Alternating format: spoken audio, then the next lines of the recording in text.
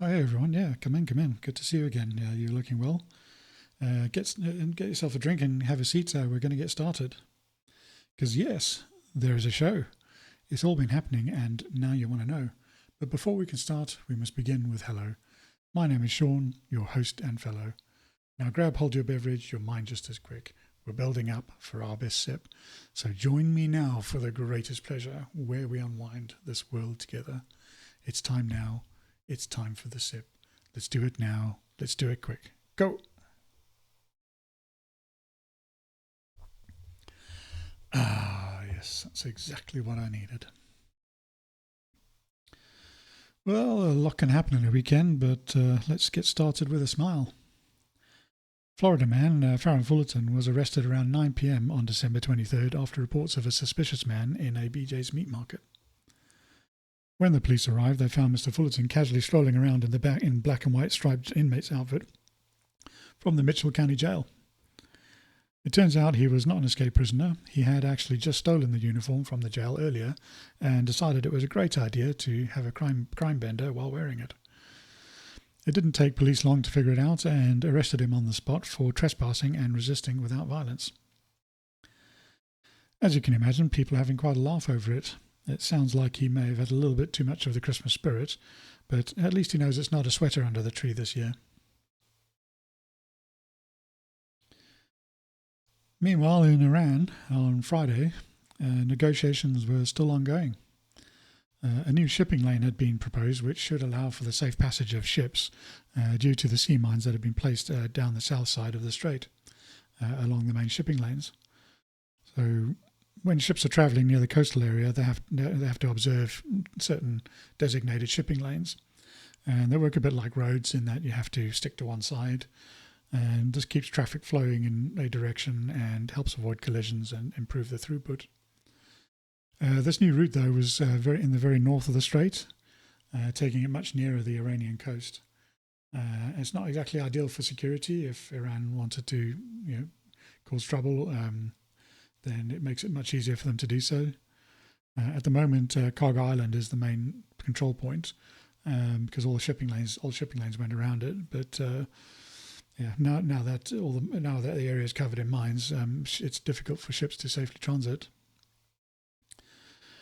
There was fairly limited traffic that made it through the strait, maybe only 20% of the regular volumes. Vessels still required approval from the Iranians, which usually included some kind of fee. On Saturday, Vice President J.D. Vance was involved in marathon negotiations to try end the crisis. Reports are that it went on for 21 hours, all the way from Saturday into Sunday. Most points seemed to be agreed in the negotiations. In fact, there was only the nuclear question that seemed to be the sticking point. Iran wanted to carry on with the enrichments, and that's clearly a red line for Washington that they were never going to allow. The actual negotiations themselves were massive progress because it was the first time direct face-to-face contact had happened between US and Iran since 1979.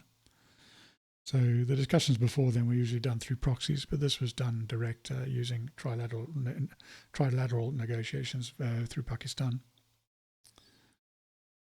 On Sunday, it was then announced that the negotiations had failed. Iran seemed to be persisting in their goals for nuclear enrichment, which is quite remarkable given the change in management so far. You'd think that by now a country rich in oil and bathed in sun would have figured out some alternative way to generate electricity. By the afternoon, though, President Trump had seemingly had enough and announced a blockade of all the Iranian ports. The blockade will prevent Iranian-linked ships from entering and exiting while still allowing the flow of traffic for other countries. Trump stated that it's now up to Iran to take the initiative, but the US is not going to continue in bad faith. So in summary, a lot can happen in 2 days. All of the actions from Friday make sense to me. Opening up the new shipping lanes to allow the safe passage and transit of traffic, avoiding the mines, that kind of important. And on Saturday, with JD going there personally and being involved with the marathon session, the US has clearly been trying to resolve the differences. But by Sunday, it was clear that the talks had. It was a little surprise. By Sunday, when it was clear that the talks had failed, it was a little surprising. It was because of the nuclear question. How Iran thinks it could still enrich the uranium, given all the ultimatums and deadlines, is beyond comprehension. The US position has been explicitly stated and crystal clear for months now, and that means no enrichment.